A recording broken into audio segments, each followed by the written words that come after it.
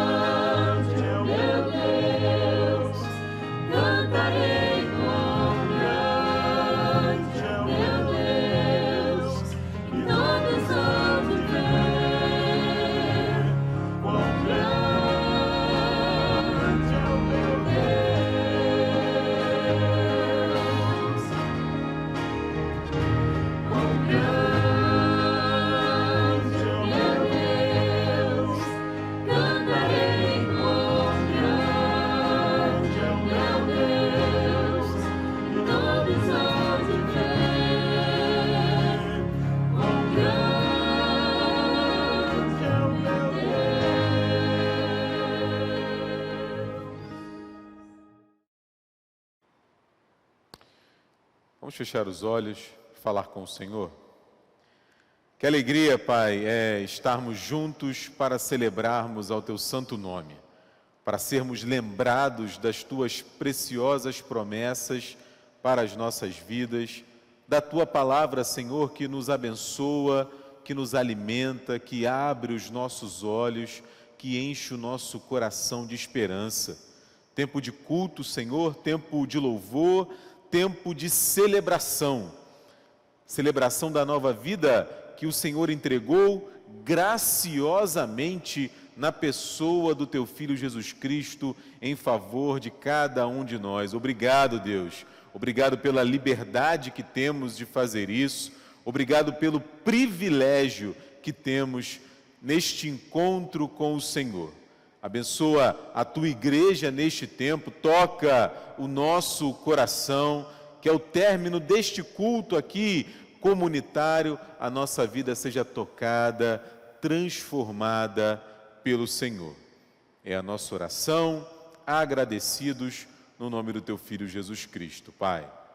Amém, Senhor. A leitura da palavra do Senhor nos instrui nesse momento de contrição.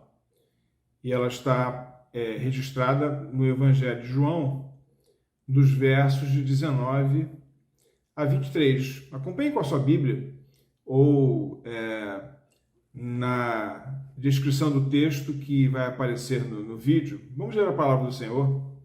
Diz assim o evangelista: Ao cair da tarde daquele dia, o primeiro da semana, trancadas as portas da casa onde estavam os discípulos, com medo dos judeus, veio Jesus, pôs-se no meio e disse-lhes: Paz seja convosco. E dizendo isto, lhes mostrou as mãos e o lado. Alegraram-se, portanto, os discípulos ao verem o Senhor. Disse-lhes, pois, Jesus outra vez: Paz seja convosco. Assim como o Pai me enviou, eu também vos envio. E, havendo dito isto, soprou sobre eles e disse-lhes: Recebei o Espírito Santo.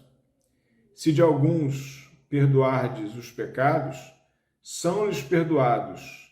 Se lhes retiverdes, são retidos. Que o Espírito do Senhor acrescente a porção da sua bênção na iluminação do entendimento dessa palavra para o nosso coração. Que Deus assim nos abençoe.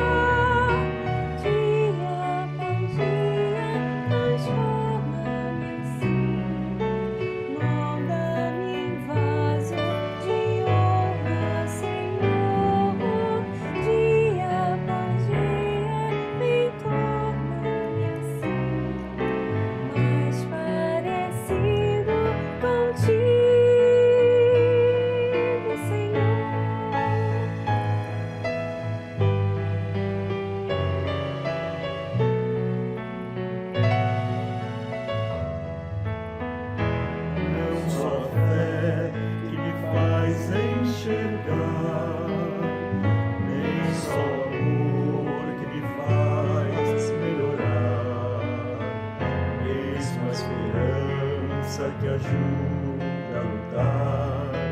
Dá-me, ó Senhor, coração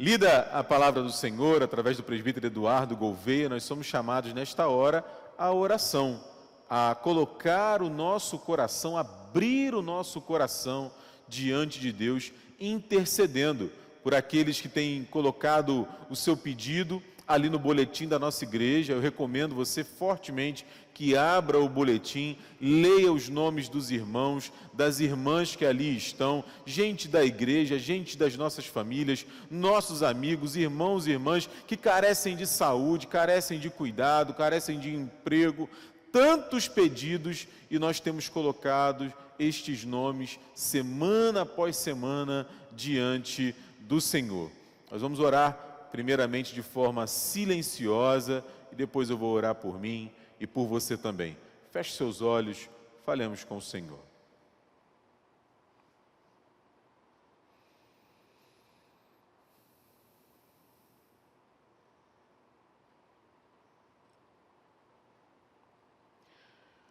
Pai Santo, diante de Ti nós sempre estamos, especialmente neste tempo de culto, de louvor, de adoração. Nós queremos reconhecer, Pai, que a nossa vida está nas Tuas mãos.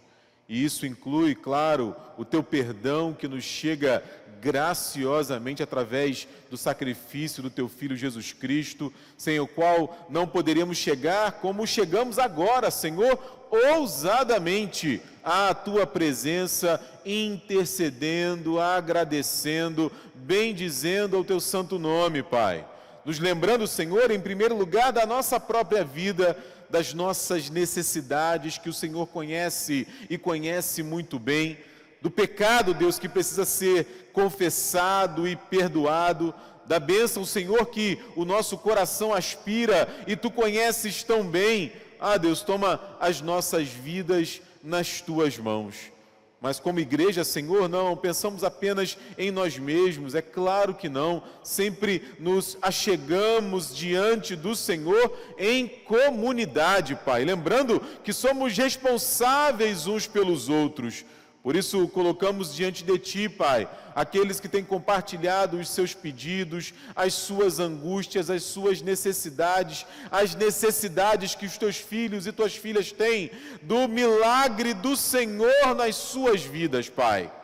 Toma as nossas vidas nas Tuas mãos, Senhor, segundo a Tua boa, perfeita e agradável vontade. Responda, Senhor, às nossas orações.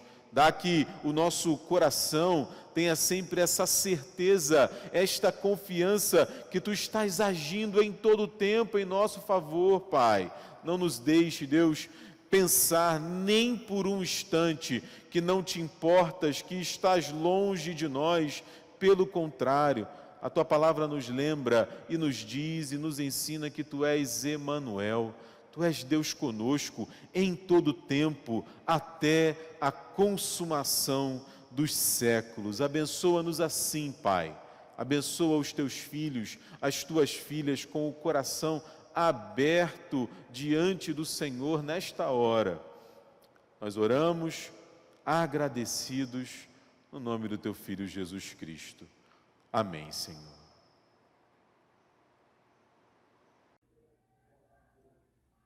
É uma história conhecida, aquela dos dois irmãos que ofereceram ao Senhor do fruto do seu trabalho. Você conhece a história de Abel e Caim. E lá no livro de Gênesis, no capítulo 4, no verso 4, nós vemos o porquê que o Senhor se agradou da oferta de Abel e não da de Caim. Diz assim: Abel, por sua vez, trouxe das primícias do seu rebanho e da gordura deste. Agradou-se o Senhor de Abel e de sua oferta. Esse é o ponto. Ofertar ao Senhor daquilo que nós entendemos que Ele é prioritário, que Ele é fundamental. Por isso, o que fez Abel? Ele trouxe das primícias, o que primeiro ele recebeu, o que primeiro ele conseguiu, o que foi fruto do seu trabalho, ele dedicou ao Senhor.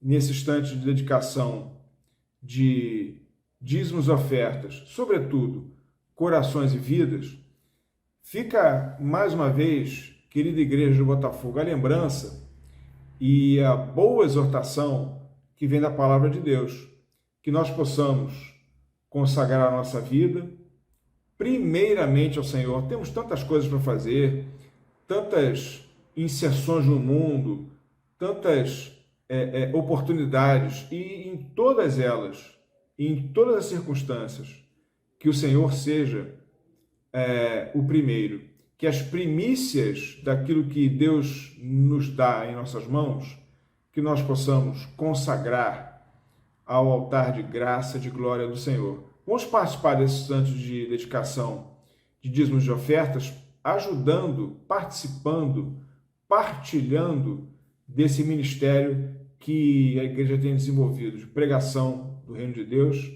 e da manutenção e do sustento de tantas famílias que têm contado conosco, como igreja, e que têm recebido das mãos do Senhor aquilo que é necessário, que é fundamental para a sua subsistência. Vamos com alegria no coração, e você vê aí no nosso vídeo as indicações, se você quiser participar desse momento. Vamos dedicar as primícias para a glória e para a honra do Senhor. Façamos isso.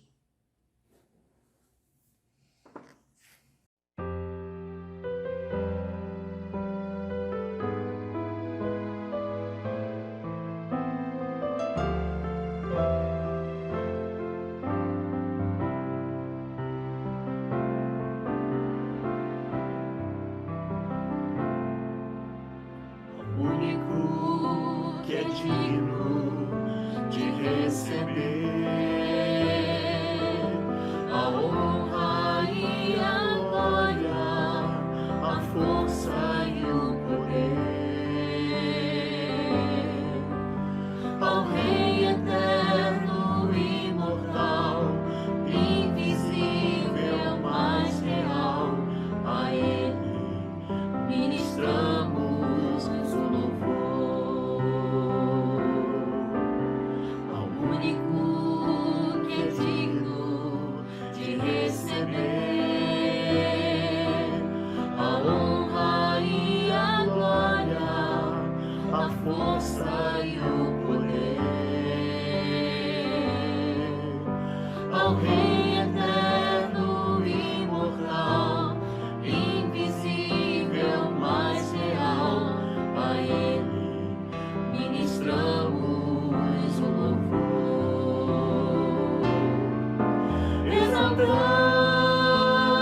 Exaltamos a Ti, ó Rei Jesus, exaltamos a Ti, ó Rei Jesus, adoramos o Teu nome, nos rendemos aos Teus pés, consagramos todo o nosso ser a Ti. Exaltamos a Ti, ó Rei Jesus, exaltamos a Ti, ó Rei Jesus, adoramos o Teu nome, nos rendemos aos Teus pés, consagramos todo o nosso ser a Ti, consagramos todo o nosso ser a Ti, consagramos todo o nosso ser a Ti. Boa noite, oremos. Pai querido, Pai de amor, estamos aqui nessa noite reunidos para dar graças a Ti. Graça por todas as bênçãos derramadas em nossas vidas, Senhor Deus, e em especial pelos dízimos e ofertas trazidos para a Tua casa. Te pedindo, Senhor Deus, vem estar nos capacitando, Senhor Deus, e nos orientando para a melhor aplicação desses recursos na Sua casa em prol da Sua obra. É isso que eu te peço e agradeço, em nome de Jesus. Amém.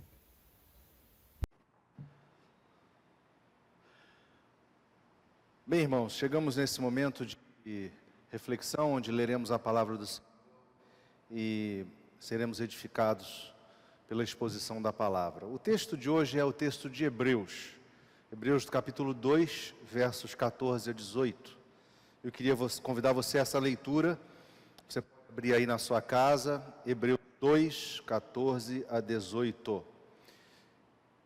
Diz assim a palavra do Senhor: visto, pois, que os filhos têm participação comum de carne e sangue, destes também ele igualmente participou, para que por sua morte destruísse aquele que tem o poder da morte, a saber, o diabo, e livrasse todos que pelo pavor da morte estavam sujeitos à escravidão por toda a vida. Pois ele, evidentemente, não socorre anjos, mas socorre a descendência de Abraão. Por isso mesmo, vinha que em todas as coisas se tornasse semelhante aos irmãos, para ser misericordioso e fiel sumo sacerdote nas coisas referentes a Deus e para fazer propiciação pelos pecados do povo.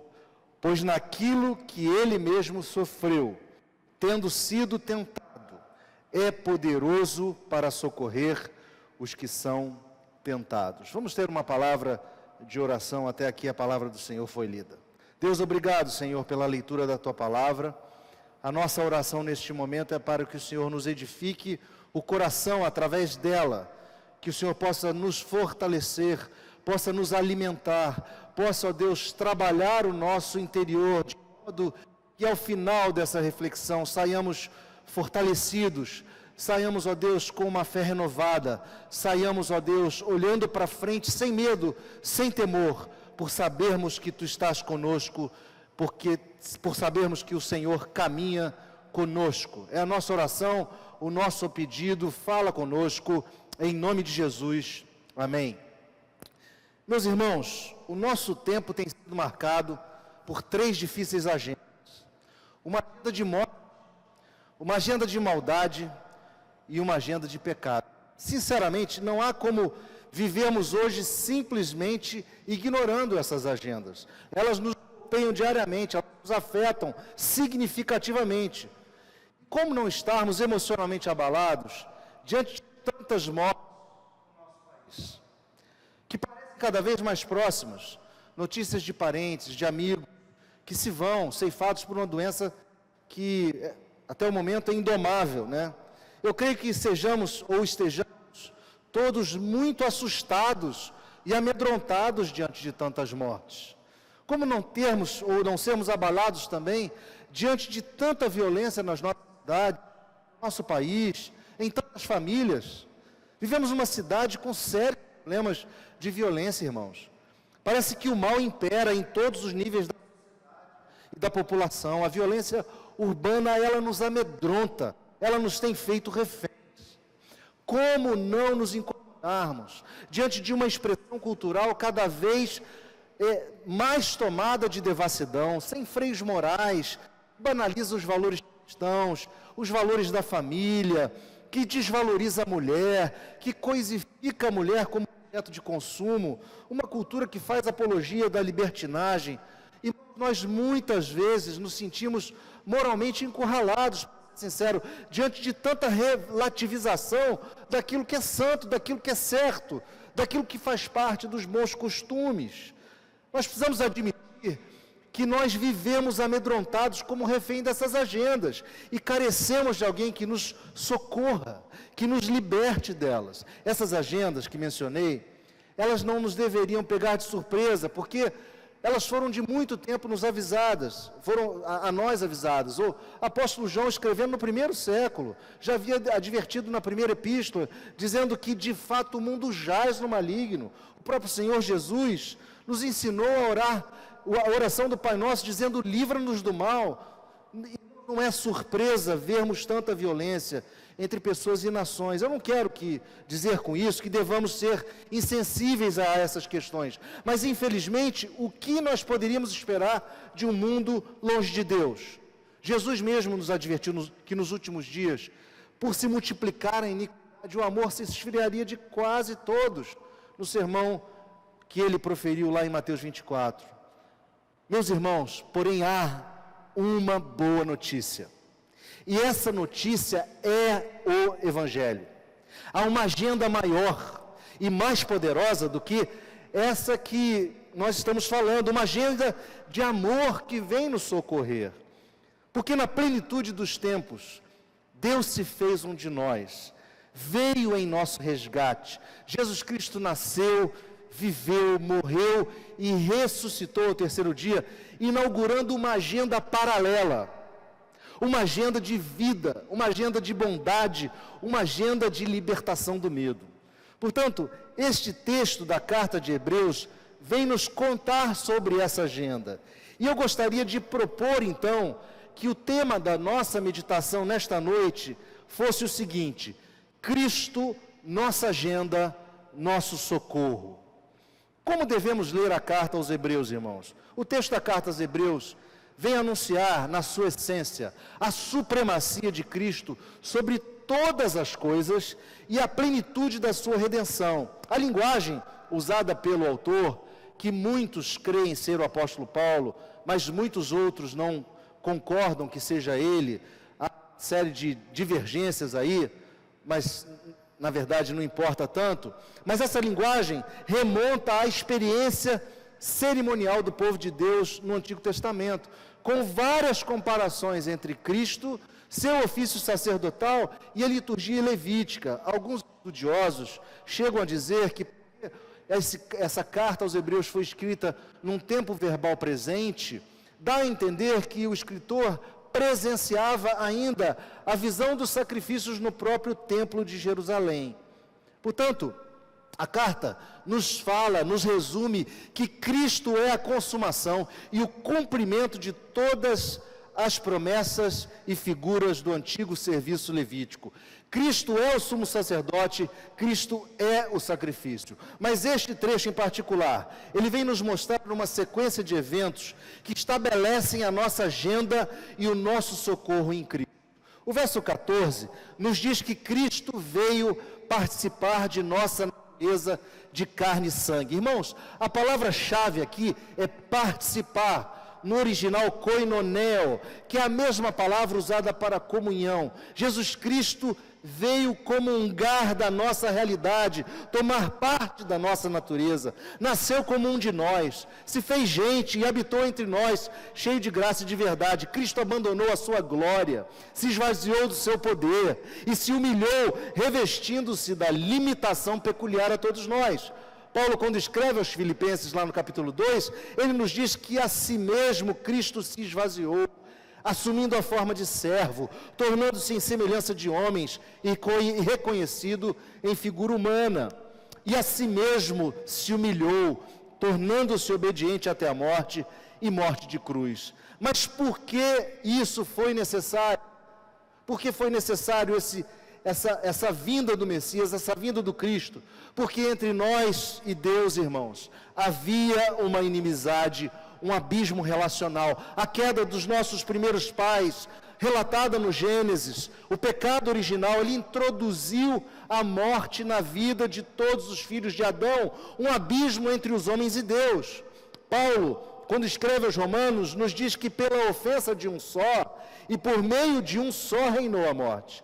Era necessário, portanto, alguém do nosso tipo, da nossa feitura, como um segundo Adão, para desfazer esse abismo intransponível entre nós e Deus. Lembrando que os sacrifícios levíticos do Antigo Testamento, eles foram estabelecidos para repetidamente obter-se perdão por pecados e restaurar a nossa relação, ou melhor dizendo, a relação do povo de Israel com o próprio Deus. Deus estabelecera tais sacrifícios, pois Ele mesmo diz que sem derramamento de sangue não há remissão. O escritor aos Hebreus nos esclarece esse ponto no capítulo 9. Só que o sangue do Cordeiro não era suficiente, era apenas uma sombra que apontava para o Cordeiro perfeito que viria, o Cordeiro de Deus que tira o pecado do mundo. Como o sacerdote levita tinha que sacrificar constantemente por seu pecado e pelos pecados do povo, havia necessidade de estabelecer-se uma remissão final, de uma vez por todas e cabal. Pedro nos vai dizer, na sua primeira epístola, que não foi mediante coisas corruptíveis, como prata ou ouro, que fomos resgatados do nosso fútil procedimento, mas pelo precioso sangue, como de cordeiro sem defeito e sem mácula, o sangue de Cristo, conhecido com efeito antes da fundação do mundo, porém manifestado no fim dos tempos, por amor a nós. Irmãos, Cristo se faz homem para exatamente cumprir este papel do eterno sumo sacerdote e da própria oferta pelo pecado. Ele se ofereceu uma vez para sempre para tirar os pecados de muitos. Hebreus 9, 28 nos diz isso. Jesus é verdadeiramente Deus e verdadeiramente homem, e Ele se interpôs em nosso lugar para cumprir cabalmente o que Deus estabelecera como requisito da reconciliação, e morreu como nosso substituto para cumprir nossa parte no pacto da graça, da nova aliança através do sangue, do seu sangue derramado. E a implicação direta disso, irmãos, é que Cristo, por sua morte, destruiu aquele que tem o poder da morte, a saber, o diabo. Irmãos, entendam que o diabo tem o poder de causar a morte, mas ele é totalmente submisso aos decretos e ao plano soberano do nosso Deus. Ele tem algum grau de liberdade de ação dada pelo próprio Deus para servir aos seus propósitos, aos seus decretos eternos. Jesus mesmo nos disse que o diabo é homicida desde o princípio, lá no Evangelho de João, no capítulo 8, verso 44. Também nos disse que o ladrão vem somente para matar, roubar e destruir, mas ele, Cristo, veio para nos dar vida abundante. Queridos, o autor aos Hebreus usa uma palavra forte, num tempo verbal onde a força do verbo transcende o presente, o passado e o futuro. Essa palavra destruir-se, na verdade, o verbo destruir também significa abolir, levar a cabo, desfazer, anular, cancelar, aniquilar, tornar inoperante aquele que tem o poder da morte. Vejam que bênção, meus irmãos, Cristo aniquilou o diabo, tornou inoperante o seu poder, anulou a sua manifestação. O sangue do Cordeiro, como na praga da morte dos primogênitos do Egito, este sangue do Cordeiro nos livra da morte e daquele que tem o poder da morte. Mas o verso 15 continua com uma outra implicação da morte de Cristo. Ele veio nos libertar do pavor da morte, veio nos livrar desse medo. É isso que eu quis dizer por agenda de morte. Nós vivemos meio que apavorados diante desse mundo cheio de morte. Este texto que lemos, nos diz que este pavor escraviza por toda a vida. Meus irmãos, o medo da morte nos aprisiona, nos impede de viver, de sonhar, de avançar, nos faz escravos. Mas Jesus, a boa nova, vem tirar de nós esse medo, vem nos dar a libertação desse medo. E nesse caso também, de igual forma com o caso do verso 14, a intensidade do verbo é essa mesma, que transcende o presente, o passado e o futuro. Essa agenda de morte, meus irmãos, não pode nos afetar, nem pode nos escravizar, porque nós somos libertos dela em Cristo. Como cristãos, deveria nos bastar sabermos que nossas vidas estão seguras em Deus e que em sua eterna providência Ele estabeleceu os nossos dias, quando nenhum desses dias existia ainda, como nos ensina o salmista, Salmo 139. Seguindo o texto, irmãos, no verso 16, nós vemos que Cristo veio socorrer a descendência de Abraão. Curioso, Ele não veio socorrer anjos, Ele veio socorrer a descendência de Abraão. E que descendência é essa? Não pode ser aqueles que são descendentes apenas segundo a carne, pois se restringiria aos judeus, e as Escrituras são muito claras quando nos ensinam que em Isaque será chamada a sua descendência, ou seja, os filhos da promessa, aqueles que seriam justificados por fé como pai Abraão. E judeus, segundo Paulo, são aqueles circuncidados, não na carne, mas no coração.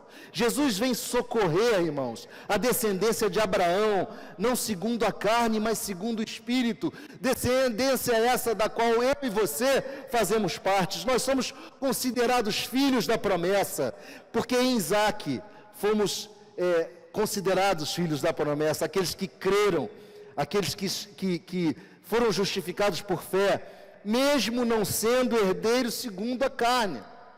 Mas nós, como oliveiras bravas, fomos enxertados para participarmos da mesma seiva. Pois em Cristo não há judeu nem grego, o Israel de Deus é feito de judeus e gentios. Paulo já escrevia isso aos Efésios. Essa é uma referência maravilhosa, irmãos, ao pacto de Deus com Abraão em Gênesis 15, que estende suas bênçãos àqueles que, como ele, foram justificados por fé. O texto continua no verso 17 e nos diz que Cristo se fez semelhante a nós, em referência ao verso 14, e nos chama de seus irmãos, com o propósito de ser misericordioso e fiel sumo sacerdote, e assim fazer propiciação pelos pecados do povo. Meus irmãos, no sacrifício levítico, o sumo sacerdote entrava uma vez no ano, no dia da expiação, no Santo dos Santos, e para o sacrifício daquele dia, único dia do ano, e aspergia o sangue do cordeiro que havia sido sacrificado sobre a tampa da arca da aliança, chamada de propiciatório. É nessa tampa que o sangue era aspergido, e ao fazer isso, o sumo sacerdote nos trazia a remissão dos pecados, ou melhor dizendo, ao povo hebreu. Cristo, o texto nos diz, se faz propiciação por nós.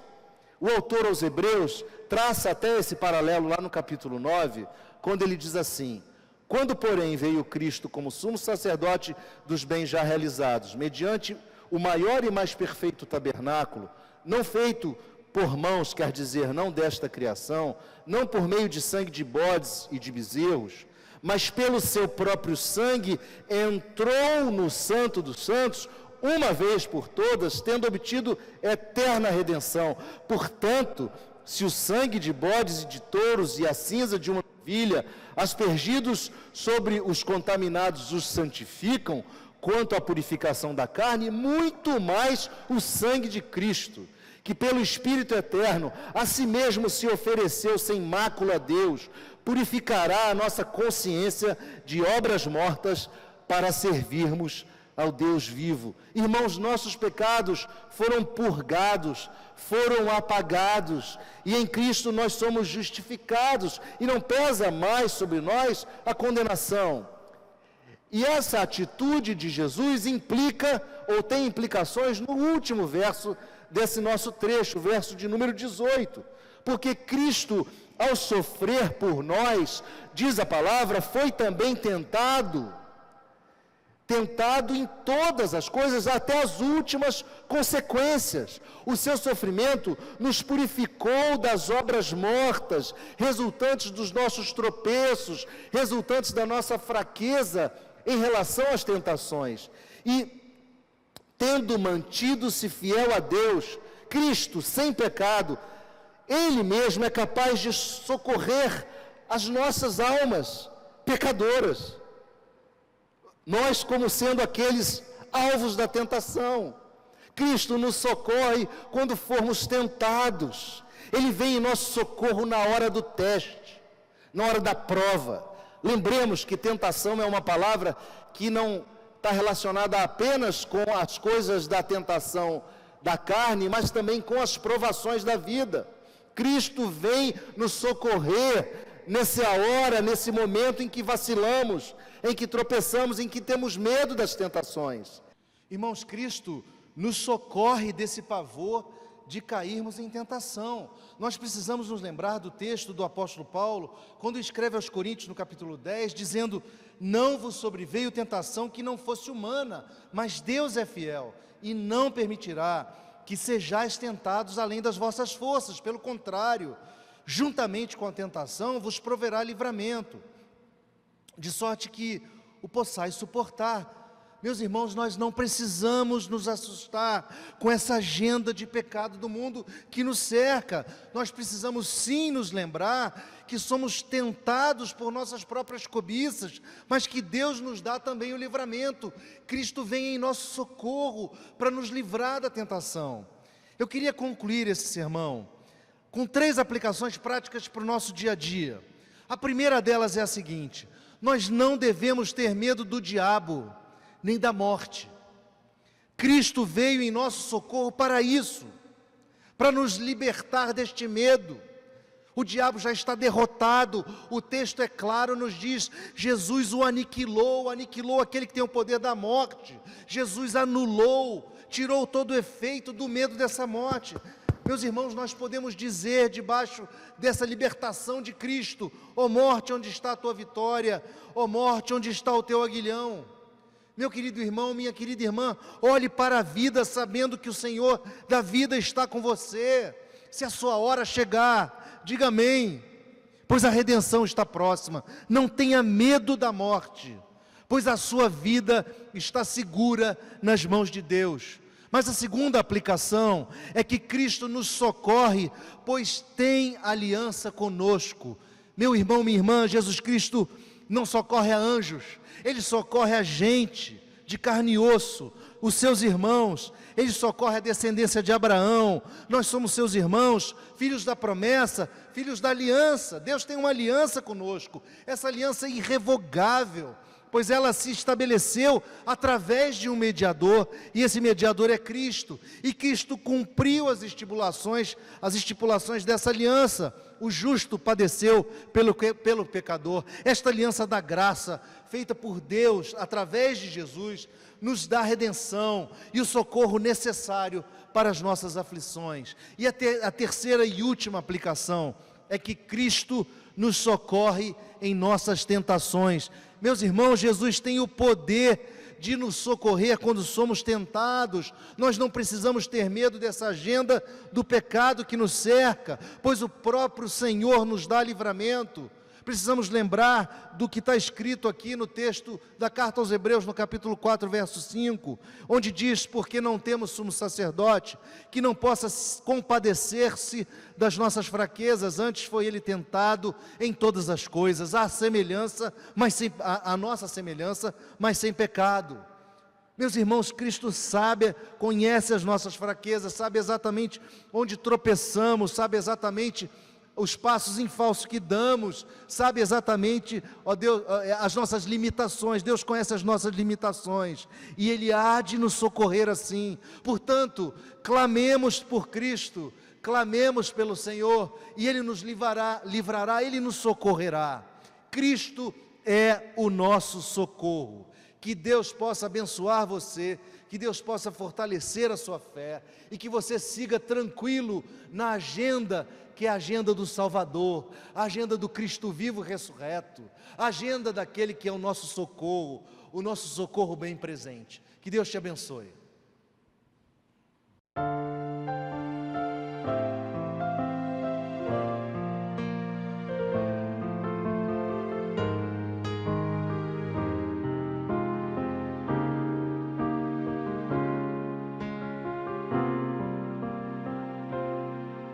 Só de ouvir tua voz e sentir teu amor, só de pronunciar